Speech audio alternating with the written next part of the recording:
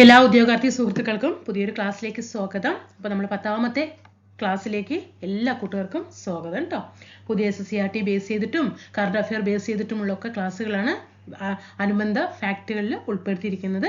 പരമാവധി പ്രയോജനപ്പെടുത്തിയിട്ട് നല്ല മാർക്ക് വാങ്ങിച്ച് നല്ല റാങ്ക് നേടാനായിട്ട് ശ്രമിക്കുക. നമ്മുടെ ക്ലാസ്സുകളിൽ ഒരു പ്ലേലിസ്റ്റ് ക്രിയേറ്റ് ചെയ്തിട്ടുണ്ട്. അതാത് ടോപ്പിക്കുകളുമായി ബന്ധപ്പെട്ടിട്ട് എല്ലാ പ്ലേലിസ്റ്റുകളും വർക്കൗട്ട് ചെയ്ത് ഓരോ ക്വസ്റ്റ്യനും എന്ത് ഉറക്കത്തിലും ചോദിച്ചാൽ പറയുന്ന രീതിയിൽ പഠിച്ചു മാറ്റാനായിട്ട് ശ്രദ്ധിക്കുക. നമുക്ക് ക്ലാസ്സിലേക്ക് കിടക്കാം. നമ്മുടെ ക്ലാസ്സുകളും ഒക്കെ ഇഷ്ടപ്പെടുകയാണെങ്കിൽ സബ്സ്ക്രൈബ് ചെയ്ത് സപ്പോർട്ട് ചെയ്യുക, ലൈക്ക് ചെയ്യുക, ഷെയർ ചെയ്യുക, താഴെ കമൻറ്റ് ചെയ്യുക. ടെലിഗ്രാം ഗ്രൂപ്പിലൊക്കെ എല്ലാവരും ജോയിൻ ചെയ്യാനായിട്ട് ശ്രദ്ധിക്കുക കേട്ടോ.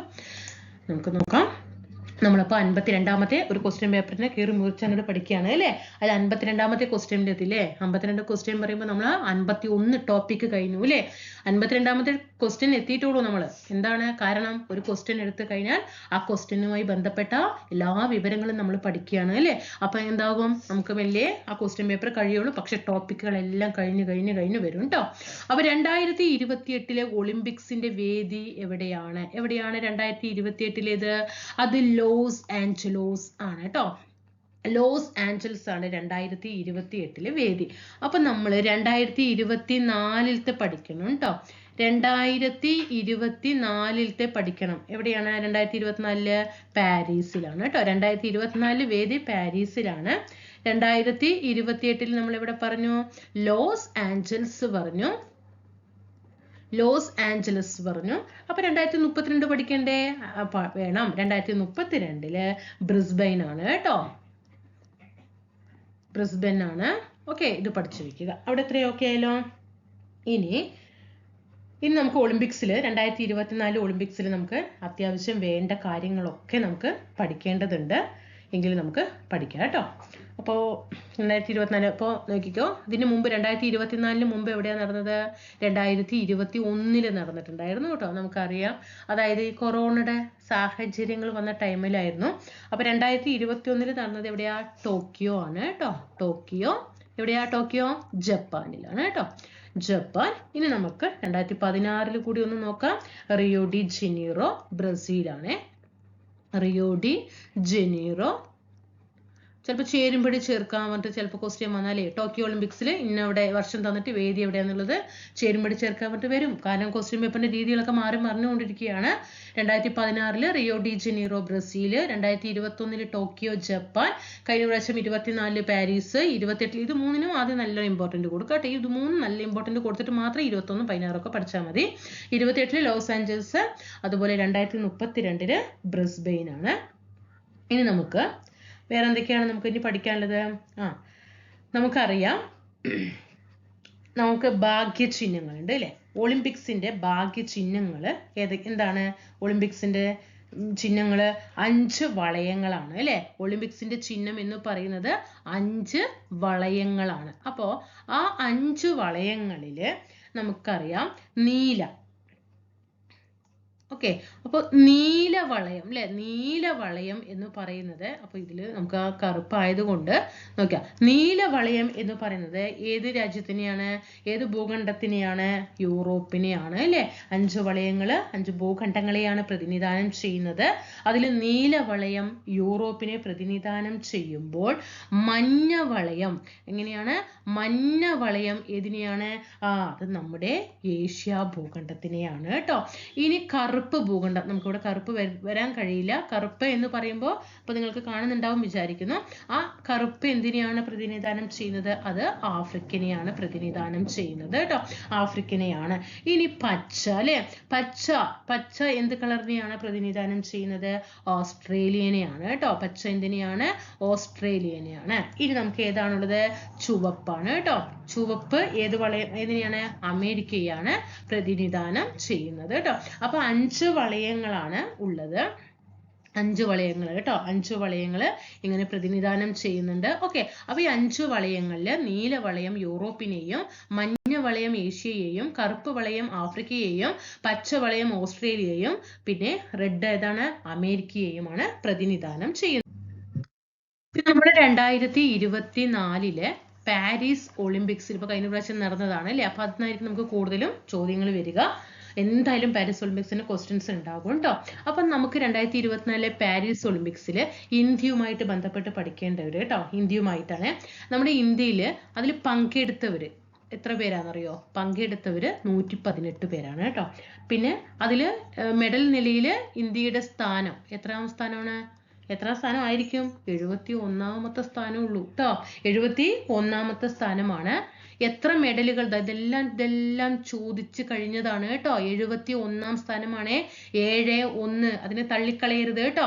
ഇനി മെഡല് എത്ര മെഡലാണ് നേടിയത്?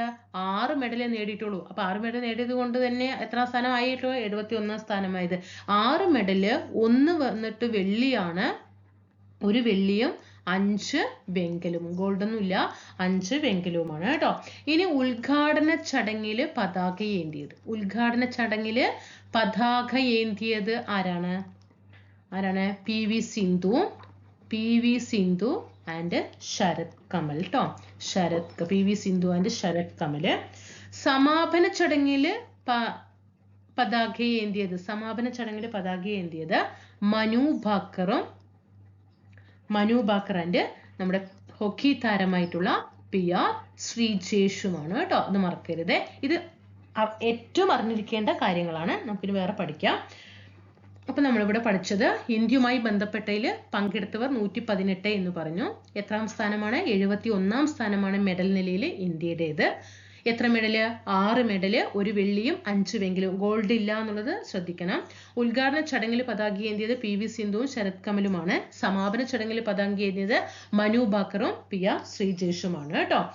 ഇനി 2024 പാരീസ് ഒളിമ്പിക്സ് എന്ന് പറയുന്നത് എത്രാമത്തെ എഡിഷൻ ആണ്? പാരീസിൽ നടന്നു എന്ന് പറഞ്ഞു. അത് 33ാമത്തെ എഡിഷൻ ആണ് കേട്ടോ. 33ാമത് എഡിഷൻ ആണ്. അതിന്റെ ഭാഗ്യചിഹ്നം എന്തായിരുന്നു? പാരീസ് ഒളിമ്പിക്സിന്റെ ഭാഗ്യചിഹ്നം എന്താണ്? ചുവന്ന ഫ്രീജിയൻ തൊപ്പികളാണ് കേട്ടോ. ചുവന്ന ഫ്രീജിയൻ തൊപ്പികൾ. ഓക്കെ. ഇനി 2024 പ്രമേയം എന്താണ്? മോട്ടോ എന്താണ്? നമുക്ക് നീങ്ങാം, ആഘോഷിക്കാം കേട്ടോ. നമുക്ക് നീങ്ങാം, ആഘോഷിക്കാം. ഓക്കെ. അതുപോലെ ആദ്യമായിട്ട് 2024 ഒളിമ്പിക്സിൽ ഉൾപ്പെടുത്തിയ മത്സര ഇനമാണ് ബ്രേക്ക് ഡാൻസ് കേട്ടോ. ബ്രേക്ക് ഡാൻസ് ആദ്യമായിട്ടാണ് ഒരു ഒളിമ്പിക്സിൽ ഉൾപ്പെടുത്തുന്നത്. അത് 2024 പാരീസ് ഒളിമ്പിക്സിലാണ് കേട്ടോ. ഇനി മെഡൽ നേട്ടത്തില് നമ്മൾ പറഞ്ഞു ഇന്ത്യക്ക് 71ാം സ്ഥാനമാണെന്ന് പറഞ്ഞു. അപ്പൊ ഫസ്റ്റ് ആരാണ്? മെഡൽ നേട്ടത്തിൽ 1ാം സ്ഥാനം ആരായിരുന്നു? മെഡൽ നേട്ടത്തിൽ 1ാം സ്ഥാനം ആരായിരുന്നു? അത് അമേരിക്കയാണ്. വെരി ഇമ്പോർട്ടൻറ്റ് ക്വസ്റ്റ്യൻ ആണ്. അമേരിക്കയാണ് കേട്ടോ. അമേരിക്ക വന്നിട്ട് 126 മെഡലാണ് നേടിയിട്ടുണ്ടായിരുന്നത്. നമ്മൾ എത്രയായിരുന്നു? 5 മെഡലായിരുന്നു അല്ലേ? അമേരിക്ക നേടിയത് 126 മെഡലാണ് കേട്ടോ. 126 മെഡലുകളാണ്. അതിൽ ടോട്ടൽ 126ല് 40ഉം എന്തായിരുന്നു? ഗോൾഡ് ആയിരുന്നു കേട്ടോ. 40ഉം ഗോൾഡ് ആയിരുന്നു. ഇനി 2ാം സ്ഥാനം. ഓക്കെ. ഇനി 2ാം സ്ഥാനം ആരായിരുന്നു? അത് ചൈനയാണ്. 2ാം സ്ഥാനം ആരാണ്? ചൈനയാണ്. എത്രയാണ്? 91 മെഡലാണ്. 91 മെഡലില് എത്രയാ? 40ഉം ഗോൾഡ് തന്നെയാണ് കേട്ടോ. 2 ടീമും 40 ഗോൾഡ് ആണ്. ഇനി 3ാം സ്ഥാനം. ഓക്കെ.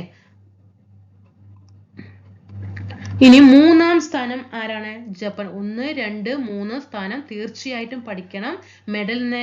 മെഡൽ എത്ര വാങ്ങിച്ചു എന്ന് പഠിക്കണം. ഇന്ത്യ എത്ര എന്ന് പഠിക്കണം കേട്ടോ. 3ാം സ്ഥാനം ആർക്കാണ്? ജപ്പാനാണ് കേട്ടോ. 3ാം സ്ഥാനം ജപ്പാനാണ്. എത്രയാ മെഡല്? 45 മെഡലാണ്. അതിൽ 20 ഗോൾഡാണ്. പഠിക്കാൻ എളുപ്പമാണ് അല്ലേ? 2 ആൾക്കാര് അമേരിക്കയും ചൈനയും 40 ഗോൾഡ്. അതിന്റെ പകുതിയായിട്ടുള്ള 20 ഗോൾഡാണ് ജപ്പാൻ നേടിയത് കേട്ടോ. ഓക്കെ. ഇനി പാരീസ് ഒളിമ്പിക്സിൽ ഈ ആദ്യമായിട്ട് സ്വർണ്ണം നേടിയത് ചൈനയാണ് കേട്ടോ. ആദ്യം ഗോൾഡ് മെഡൽ അടിച്ചിരിക്കുന്നത് ചൈനയാണ്. അപ്പൊ ഇവിടെ പഠിച്ചല്ലോ ഇന്ത്യയുടെ എത്രാമത്തെ എഡിഷൻ ആണ് പാരീസ് ഒളിമ്പിക്സ് 2024? 33ാമത് എഡിഷൻ ആണ്. ചിഹ്നം ചുവന്ന ഫ്രീജിയൻ തൊപ്പികളാണ്. പ്രമേയം നമുക്ക് നീങ്ങാം, ആഘോഷിക്കാം. ആദ്യമായിട്ട് ഉൾപ്പെടുത്തിയ മത്സര ഇനമാണ് ബ്രേക്ക് ഡാൻസ്. മെഡൽ നിലയിൽ 1ാം സ്ഥാനത്ത് അമേരിക്കയാണ്. 126 126 40 ഗോൾഡ് ആയിരുന്നു അതില്. 2ാം സ്ഥാനത്ത് ചൈന 91 മെഡല് 40 ഗോൾഡ്. 3ാം സ്ഥാനത്ത് ജപ്പാനാണ് 45 മെഡലാണ്, അതിൽ 20 ഗോൾഡ് ആയിരുന്നു. അപ്പൊ America, China, Japan. Okay, ACJ അല്ലേ, ACJ, America, China, Japan. Okay okay, അപ്പൊ ഇന്ത്യക്ക് എത്രയാ സ്ഥാനം? ഇന്ത്യ എത്രയാ? 71. എത്ര മെഡൽ? 6 മെഡൽ. 126, 91, 45, 6 കേട്ടോ. ഇത്രയും കാര്യങ്ങള് ഒളിമ്പിക്സുമായിട്ട് കഴിഞ്ഞു. അപ്പൊ പിന്നെ അടുത്ത ക്വസ്റ്റ്യൻ. തന്നിരിക്കുന്നവയില് ഹരിതഗൃഹവാതകം ഏതാണ്? തന്നിരിക്കുന്നതിൽ ഹരിതഗൃഹവാതകം ഏതാണ്? ഏതാണ്?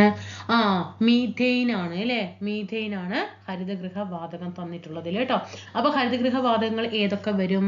ഒന്ന് കാർബൺ ഡൈ ഓക്സൈഡ് അല്ലെ, CO2. കാർബൺ ഡൈ ഓക്സൈഡ് ഒരു ഹരിതഗൃഹ വാതകമാണ്.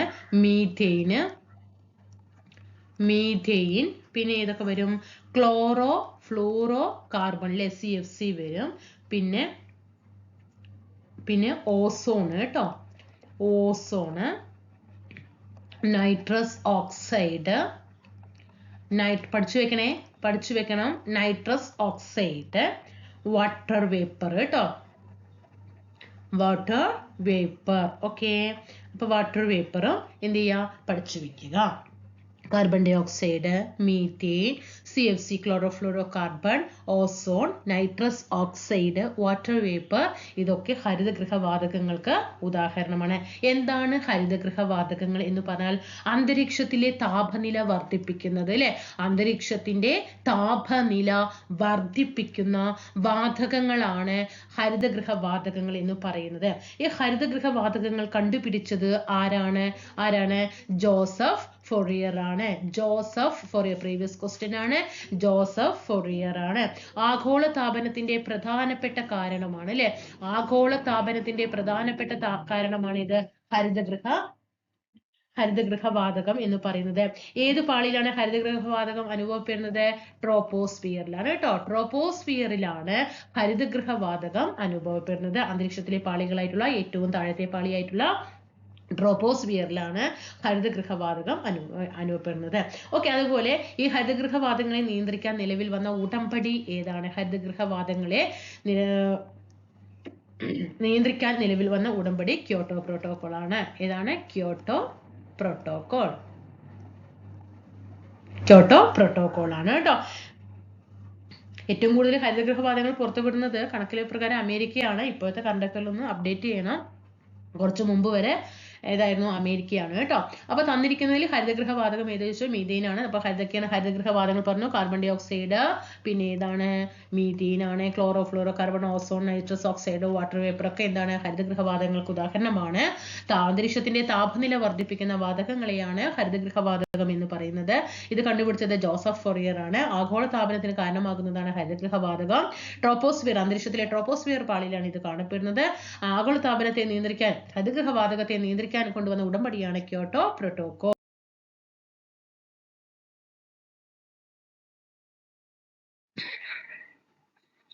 ക്ഷീണിതനും വിളറിയ മുഖത്തോടും കൂടി കാണപ്പെട്ട രാജുവിന്റെ രക്തപരിശോധനയിൽ, ക്വസ്റ്റ്യൻ സമയം കളയാനുള്ളതാണ്, ഒറ്റ ചോദ്യം വേണ്ടുള്ളൂ അല്ലേ, ഹീമോഗ്ലോബിന്റെ അളവ് കുറഞ്ഞതായി കാണപ്പെട്ടു.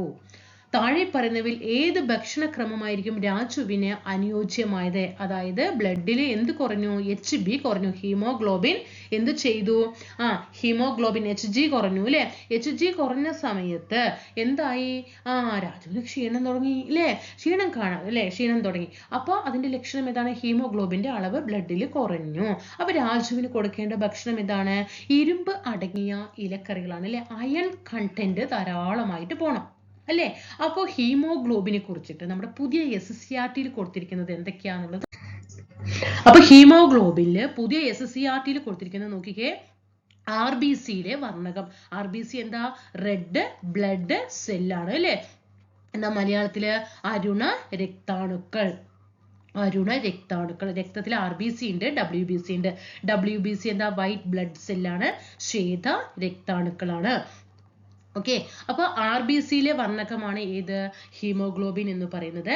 ഇരുമ്പ് മുഖ്യ ഘടകമായിട്ടുള്ള ഒരു പ്രോട്ടീൻ ആണ് ഹീമോഗ്ലോബിൻ. അപ്പൊ ഇരുമ്പിന്റെ അംശം കുറയുമ്പോഴാണ് ഹീമോഗ്ലോബിന് കുറയുന്നത്.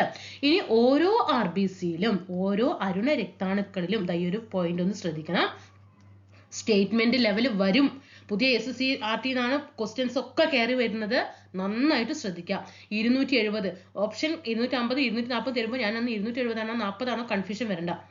270 ദശലക്ഷമാണ് കേട്ടോ ഹീമോഗ്ലോബിൻ തന്മാത്രകൾ ഉണ്ട്. ഒരു ഹീമോഗ്ലോബിൻ തന്മാത്ര എന്ത് ചെയ്യും? 270 ദശലക്ഷം ഹീമോഗ്ലോബിൻ തന്മാത്രയിൽ ഒരു ഹീമോഗ്ലോബിൻ തന്മാത്ര തന്നെ 4 ഓക്സിജൻ തന്മാത്രകളെയോ 4 കാർബൺ ഡൈ ഓക്സൈഡ് തന്മാത്രകളെയോ സംവഹനം ചെയ്യുന്നുണ്ട്. ഹീമോഗ്ലോബിന്റെ അളവ് സ്ത്രീകളിൽ 12/16 ഇതായിരിക്കണം നോർമൽ നമ്മുടെ ശരീരത്തിൽ സ്ത്രീകളിൽ HB എന്ന് പറയുന്നത്. ഓക്കെ, എന്നാൽ പുരുഷന്മാരിൽ അത് 14 to 18 വരെ ആകാം. ഇതിൽ കുറഞ്ഞു കഴിഞ്ഞാൽ 12 താഴ്ന്നു കഴിഞ്ഞാൽ എന്താകും? അത് അനീമിയയ്ക്ക് കാരണമാകും. വിളർച്ച അല്ലെ, അനീമിയ അല്ലെങ്കിൽ വിളർച്ചയ്ക്ക് കാരണമാകും. നമുക്ക് നല്ല ക്ഷീണം വരും, പല പ്രശ്നങ്ങൾ ആരോഗ്യ പ്രശ്നങ്ങൾക്ക് ഉടലെടുക്കാൻ കാരണമാകും കേട്ടോ. അപ്പൊ ഇത്രയും സ്റ്റേറ്റ്മെന്റ് ഹീമോഗ്ലോബിനെ കുറിച്ച് പഠിക്കുക. RBCയിലെ വർണ്ണകമാണ്, ഇരുമ്പ് മുഖ്യ ഘടകമായിട്ടുള്ള പ്രോട്ടീൻ ആണ്. ഓരോ RBCയിലും 270 ദശലക്ഷം എന്തുണ്ട്? ഹീമോഗ്ലോബിൻ തന്മാത്രകളുണ്ട്.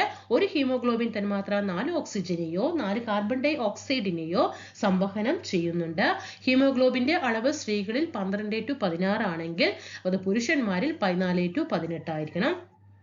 ഓക്കെ, അതേപോലെ ഇത് കുറഞ്ഞാൽ ഹീമോഗ്ലോബിന്റെ അളവ് കുറഞ്ഞാൽ അത് അനീമിയയ്ക്ക് കാരണമാകുകയും. പയറിന്റെ സങ്കര ഇനങ്ങൾ താഴെ നൽകിയിരിക്കുന്നു. ശരിയായ ജോഡികൾ ഏതെല്ലാമാണ്?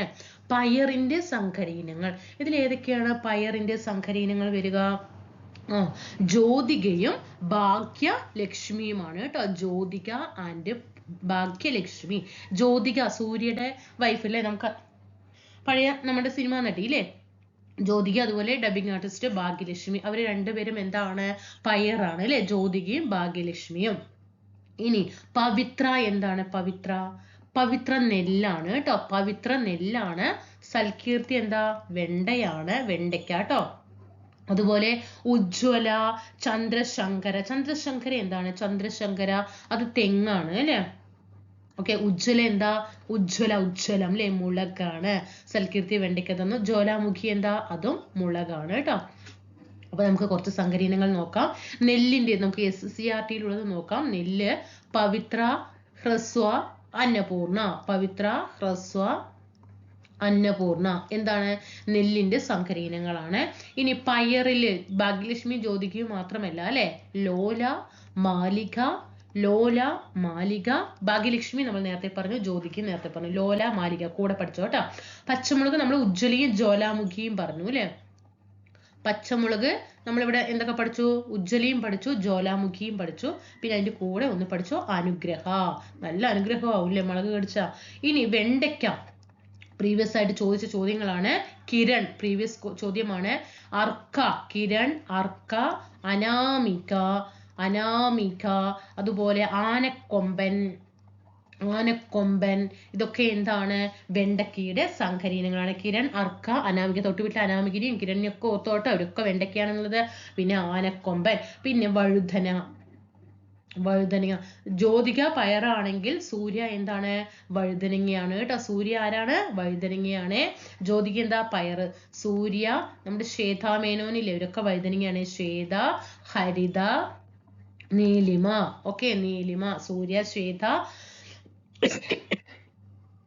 ഹരിത, നീലിമ കേട്ടോ. തക്കാളിയോ? മുക്തി,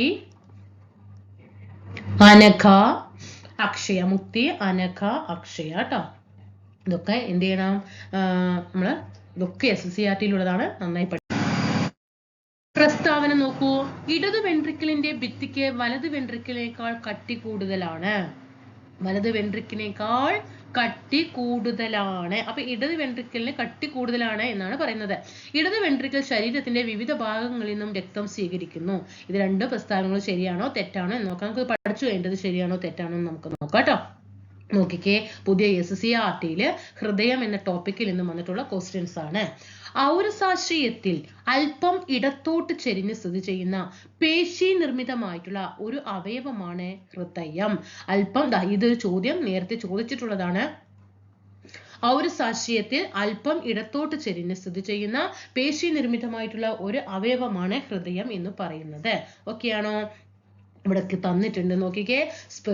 സ്റ്റേർണം, വാരിയല്, നട്ടെല്ല്, അതിന്റെ ഓരോ ഭാഗങ്ങൾ ഇവിടെ തന്നിട്ടുണ്ട്. ഇവിടെ പെരികാർഡിയം, വെരി ഇമ്പോർട്ടന്റ് ക്വസ്റ്റ്യൻ ആണ്. ഈ പെരികാർഡിയം എന്ന് പറയുമ്പോൾ ഹൃദയവുമായി ബന്ധപ്പെട്ട് നമുക്ക് എന്താണ് പഠിക്കാനുള്ളത്? ഹൃദയത്തെ പൊതിഞ്ഞിരിക്കുന്ന ഇരട്ട സ്തരമാണ് പെരികാർഡിയം. പ്രീവിയസ് ക്വസ്റ്റ്യൻ ആണ്. ഹൃദയത്തെ, അപ്പോൾ ഇവിടെ ചോദ്യങ്ങള് ഈ ഹൃദയത്തെ പൊതിഞ്ഞിരിക്കുന്ന ഇരട്ട സ്തരം ചോദിച്ചാൽ നമ്മൾ പെരികാർഡിയം എന്ന് പറയും. അതുപോലെ ഈ ശ്വാസകോശത്തെ പൊതിഞ്ഞിരിക്കുന്ന ഇരട്ട സ്തരം ഏതാണ്? ശ്വാസകോശത്തെ പ്ലൂറ അല്ലെ? ഇത് രണ്ടും ഒന്ന് കൺഫ്യൂഷൻ ഇല്ലാതെ പഠിക്കണം കേട്ടോ. ഹൃദയത്തെ പൊതിഞ്ഞിരിക്കുന്ന ഇരട്ട സ്തരമാണ് എന്ത്? ഹൃദയത്തെ പൊതിഞ്ഞിരിക്കുന്ന ഇരട്ട സ്തരമാണ് പെരികാർഡിയം. ഈ സ്തരങ്ങൾക്കിടയിലെ പെരികാർഡിയൽ ദ്രവം ഹൃദയത്തെ ബാഹ്യക്ഷതങ്ങളിൽ നിന്ന് സംരക്ഷിക്കുകയും ഹൃദയസ്പന്ദനം മൂലം സ്തരങ്ങൾക്കിടയിൽ ഉണ്ടായേക്കാവുന്ന ഘർഷണം കുറയ്ക്കുകയും ചെയ്യുന്നു. അപ്പൊ പെരികാർഡിയൽ ദ്രവത്തിന്റെ എന്താണ് അതിന്റെ ഗുണങ്ങൾ? എന്താ? നമ്മള് ഈ പെരികാർഡിയം എന്താണ്? സ്തരങ്ങൾക്കിടയിലെ പെരികാർഡിയൽ ദ്രവം എന്ത് ചെയ്യും? അപ്പൊ നമ്മൾ പെട്ടെന്ന് അങ്ങോട്ട് വീണു വെക്കും, ഇങ്ങനെ കമന്നടിച്ചുകൊണ്ട് ഒരൊറ്റ വീഴ്ച വീഴുകയാണ് അല്ലേ? അപ്പൊ നമ്മുടെ ഹൃദയത്തിൽ പോയി അടിക്കും അല്ലേ? അപ്പൊ ആ പുറത്തു നിന്നും ആ വീഴ്ചയിൽ നിന്നൊക്കെ സംരക്ഷിക്കുന്നത് ആരാണ്? പെരികാർഡിയമാണ് അല്ലേ? അതുപോലെ ഇപ്പൊ ഹാർട്ട് അറ്റാക്ക് വരികയാണ്. ആ അറ്റാക്ക് വരുന്ന സമയത്ത് ഈ സ്തരങ്ങൾക്കിടയിൽ, ഹാർട്ടിലെ സ്തരങ്ങൾക്കിടയിൽ ഉണ്ടായേക്കാവുന്ന ആ ഘർഷണം കുറയ്ക്കാനും എന്ത് ചെയ്യുന്നു? ഈ പെരികാർഡിയൽ ദ്രവം കൊണ്ട് സഹായിക്കുന്നുണ്ട്. അതുകൊണ്ടാണ് ഹൃദയത്തെ പൊതിഞ്ഞു കാണുന്ന ഇരട്ട സ്ഥലമാണ് എന്ന് പറയുന്നത് പെരികാർഡിയം എന്ന് പറയുന്നത്. ഇവിടെ ഹൃദയത്തിന്റെ അറകൾ തന്നിട്ടുണ്ട്. ഈ പിക്ചർ എന്നും നിങ്ങളുടെ മനസ്സിൽ വേണം കേട്ടോ. നിങ്ങളുടെ മനസ്സിൽ എപ്പോഴും ഈ ഒരു പിക്ചർ വേണം. നമ്മളെപ്പോഴും ഇങ്ങനെ പഠിക്കുമ്പോൾ വലത് ഏട്രിയം, ഇടത് ഏട്രിയം, ഇടത് വെൻട്രിക്കിൾ മറ്റു ഇങ്ങനെ പഠിക്കില്ല. ഏത് വെൻട്രിക്കിൾ, ഏത് ഏട്രിയം എക്സാം ഹാളിൽ വല്ലതും ഉണ്ടാകുമോ? ഇല്ല. അപ്പൊ ഇവിടെ എ തന്നിരിക്കുന്നുണ്ടോ? എ ആണ് വലത് ഏട്രിയം എന്ന് പറയുന്നത്. ഇവിടെ ശ്രദ്ധിച്ചു നോക്കിക്കേ. ഇതാണ് വലത് ഏട്രിയം എന്ന് പറയുന്നത്. ഇനി ബി തന്നിട്ടുണ്ട്, ഇടത് ഏട്രിയം. ബി എന്താണ്? ഇടത് ഏട്രിയം തന്നിട്ടുണ്ട്. ഇനി സി എന്താണ്?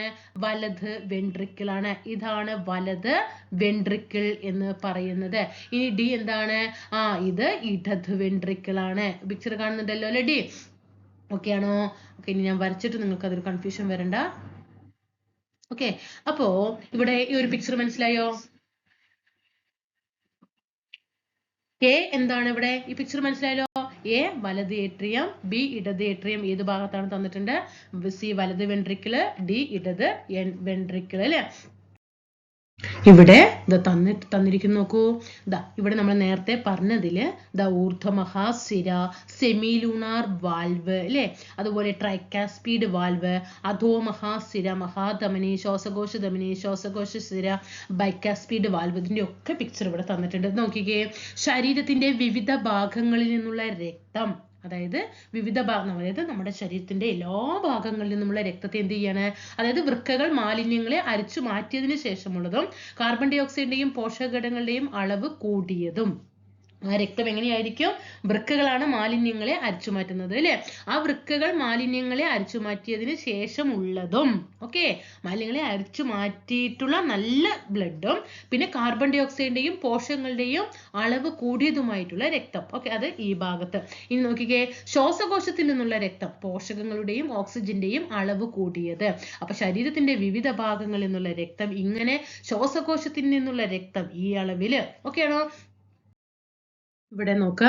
ഏട്രിയങ്ങളുടെ സങ്കോചം തന്നിട്ടുണ്ട്, വെൻട്രിക്കിളുകളുടെ സങ്കോചം തന്നിട്ടുണ്ട്. ഇങ്ങനെയൊക്കെ സങ്കോചിക്കുമ്പോൾ രക്തം എവിടെ നിന്ന് എവിടേക്കാണ് പോകുന്നത് എന്നാണ് ചോദ്യം. അപ്പൊ നോക്കിക്കേ. ഏട്രിയങ്ങൾ സങ്കോചിക്കുന്ന സമയത്ത് വലത് ഏട്രിയത്തിൽ നിന്നും രക്തം പ്രവഹിക്കുന്നത്, വലത് ഏട്രിയത്തിൽ നിന്ന് രക്തം എവിടേക്കായിരിക്കും? വലത് ഏട്രിയത്തിൽ നിന്ന് രക്തം പ്രവേശിക്കുന്നത് വലത് വെൻട്രിക്കിളിലേക്ക് ആയിരിക്കും. ഇനി ഇടത് ഏട്രിയത്തിൽ നിന്ന് രക്തം പ്രവേശിക്കുന്നത് ഇടത് വെൻട്രിക്കിളിലേക്കും ആയിരിക്കും. ഇടത് വെൻട്രിക്കിളിലേക്ക്. മനസ്സിലായത്? ഇതൊന്ന് ആദ്യം ഈ 2 പോയിന്റ് പഠിച്ചു വെച്ചേ. വലത് ഏട്രിയത്തിൽ നിന്ന് വലത് വെൻട്രിക്കിളിലേക്കും അത് എപ്പോ ഏട്രിയങ്ങൾ സങ്കോചിക്കുന്ന സമയത്ത് മാത്രമാണ് കേട്ടോ. ഏട്രിയം സങ്കോചിക്കുന്ന സമയത്ത് വലത് ഏട്രിയത്തിൽ നിന്ന് വലത് വെൻട്രിക്കിളിലേക്കും ഇടത് ഏട്രിയത്തിൽ നിന്ന് സങ്കോചിക്കുക പറയുമ്പോൾ ചുരുങ്ങുക അല്ലേ? ചുരുങ്ങുന്ന സമയത്ത് ഏട്രിയത്തിനുള്ളിൽ രക്തം നിൽക്കുന്നില്ല എന്ന് മനസ്സിൽ സങ്കല്പിക്കുക. അപ്പൊ അത് എന്ത് ചെയ്യും? വലത് വെൻട്രിക്കിലേക്ക് പോകും, ഇടത് ഏട്രിയത്തിൽ നിന്ന് ഇടത് വെൻട്രിക്കിളിലേക്കും പോകുന്നു. മനസ്സിലാക്കി? ഇനി വെൻട്രിക്കിളുകളാണ് സങ്കോചിക്കുന്നത് എങ്കിൽ എന്തായിരിക്കും? വെൻട്രിക്കിൾ. ഇടത് ഏട്രിയം സങ്കോചിക്കുമ്പോൾ കാര്യം നമ്മൾ പറഞ്ഞു, അത് വെൻട്രിക്കിളിലേക്ക് പോകും. വലതിലേക്കും ഇടതിലേക്കും പോകും പറഞ്ഞു. ഇനി വെൻട്രിക്കിളുകൾ സങ്കോചിച്ചാൽ എന്ത് ചെയ്യും? വെൻട്രിക്കിളുകൾ സങ്കോചിക്കുന്ന സമയത്ത് രക്തം എന്താ ചെയ്യുക? ധമനികളിലേക്ക് പുറന്തള്ളപ്പെടുകയാണ് ചെയ്യുന്നത്. എവിടേക്കാണ് വെൻട്രിക്കിളുകൾ സങ്കോചിച്ചാൽ? ധമനികളിലേക്കായിരിക്കും രക്തം പുറന്തള്ളപ്പെടുക. അപ്പൊ വലത് വെൻട്രിക്കിളിൽ നിന്ന് രക്തം എവിടേക്കായിരിക്കും? ശ്വാസകോശ ധമനിയിലൂടെ എവിടേക്ക് പോകും? ശ്വാസകോശങ്ങളിലേക്കും. എവിടേക്കായിരിക്കും? ശ്വാസകോശത്തിലേക്കായിരിക്കും ട്ടോ. വലത് വെൻട്രിക്കിളിൽ നിന്ന് രക്തം പ്രവേശിക്കുന്നത് ശ്വാസകോശത്തിലേക്കും. ഇപ്പൊ ഇവിടെ വലത് ഓക്കെ ശ്വാസകോശത്തിലേക്കും. ഇനി ഇടത് വെൻട്രിക്കിളിൽ നിന്നും രക്തം പ്രവേശിക്കുന്നത് എവിടെയായിരിക്കും? രക്തം എവിടേക്ക് എത്തിക്കാം? അയോർട്ട വഴി. എവിടേക്കാണ്? അയോർട്ട ട്ടോ. അയോർട്ട വഴി ശരീരത്തിന്റെ എല്ലാ ഭാഗങ്ങളിലേക്കും മാറ്റുകയും ചെയ്യുന്നു. ഓക്കെ. ഇനി വെൻട്രിക്കിളുകൾ സങ്കോചിക്കുമ്പോൾ വലത് വെൻട്രിക്കിളിൽ നിന്നും രക്തം ശ്വാസകോശ ധമനി വഴി അവിടെ ഉണ്ട്, ആൻസർ ഉണ്ട്, ശ്വാസകോശങ്ങളിലേക്കും ഇടത് വെൻട്രിക്കിളിൽ നിന്നും രക്തം മഹാധമനി കണ്ടോ അയോട്ട വഴി ശരീരത്തിന്റെ വിവിധ ഭാഗങ്ങളിലേക്കും ശ്രദ്ധിച്ചില്ല കേട്ടോ. ഇവിടെ ആൻസർ ഉണ്ട് കേട്ടോ. വെൻട്രിക്കിൾ, ഇതിന്റെ ആൻസർ ഇവിടെ ഉണ്ട്. വെൻട്രിക്കിളുകൾ സങ്കോചിക്കുന്ന സമയത്ത് വലത് വെൻട്രിക്കിളിൽ നിന്ന് രക്തം എവിടേക്കാണ്? ശ്വാസകോശ ധമനിയിലേക്ക് ഇല്ലേ? പൾമണറി ആർട്ടറിയിലേക്കും ശ്വാസകോശ ധമനിയിലേക്ക്, അതായത് പൾമണറി ആർട്ടറി വഴി ശ്വാസകോശങ്ങളിലേക്കും. അവിടെ എഴുതിയിട്ടുണ്ട് ശ്വാസകോശങ്ങളിലേക്കും. ഇനി ഇടത് വെൻട്രിക്കിളിൽ നിന്ന് രക്തം പ്രവേശിക്കുന്ന രക്തക്കുഴൽ അയോർട്ട വഴി ശരീരത്തിന്റെ വിവിധ ഭാഗങ്ങളിലേക്കും പ്രവേശിക്കുന്നു. ഇനി ഏട്രിയങ്ങളുടെയും വെൻട്രിക്കിളുകളുടെയും പൂർവ്വസ്ഥിതി പ്രാപിക്കൽ. അവരുടെ സങ്കോചങ്ങളൊക്കെ മാറി, വെൻട്രിക്കിളൊക്കെ സങ്കോചം മാറി. അപ്പൊ അവിടെ എന്താ സംഭവിക്കുക? വെൻട്രിക്കിളുകളുടെ സങ്കോചത്തെ തുടർന്ന് ഹൃദയത്തിൽ നിന്ന് രക്തക്കുഴലിലേക്ക് രക്തം ഒഴുകിയ ശേഷം 4 അറകളും ഒന്നിച്ച് പൂർവ്വസ്ഥിതി പ്രാപിക്കുന്നു. അപ്പൊ ഹൃദയത്തിലെ അറകളുടെ എണ്ണം 4. ഹൃദയ അറകൾ പൂർവ്വസ്ഥിതി പ്രാപിക്കുമ്പോൾ മഹാസിരകളിലെയും ശ്വാസകോശ സിരകളിലെയും രക്തം ഒഴുകിയെത്തുന്ന ഹൃദയ അറകൾ. സാമൂഹിക വനവൽക്കരണവുമായി ബന്ധപ്പെട്ട് ശരിയായ പ്രസ്താവന തിരഞ്ഞെടുക്കുക. സാമൂഹിക വനവൽക്കരണം. അപ്പൊ ഇതിലിവിടെ ആൻസർ വരുന്നത് ബി ആണ് കേട്ടോ. പ്രസ്താവന 2ഉം 3ഉം ശരിയാണ്. സുസ്ഥിര വനപരിപാലനത്തിലൂടെ പ്രാദേശിക ഉപജീവനത്തെ മെച്ചപ്പെടുത്തുക. വനസംരക്ഷണത്തിൽ സമൂഹത്തിന്റെ പങ്കാളിത്തം വർദ്ധിപ്പിക്കുക. ഓക്കെ. വ്യാവസായിക ലോഗിംഗ് പ്രോത്സാഹിപ്പിച്ചു കഴിഞ്ഞാൽ അതൊക്കെ എന്താണ്? വനനശത്തിന് കാരണമാകും അല്ലെ? വനവിഭവങ്ങൾ അമിതമായി ഉപയോഗിച്ചു കഴിഞ്ഞാലും എന്താകും? അതും വനവൽക്കരണത്തിന് കാരണമാകും അല്ലെ? വനം നശിക്കുന്നതിന് കാരണമാകും. അപ്പൊ ശരിയായിട്ടുള്ള പ്രസ്താവനകൾ ഇത് 2 കേട്ടോ. ഒരു സജഷൻ ചോദിക്കട്ടെ. നിങ്ങൾ തീർച്ചയായിട്ടും താഴെ അഭിപ്രായം പറഞ്ഞാൽ മാത്രം നാളെ മുതൽ ക്ലാസ്സുകൾ ഉണ്ടാകും.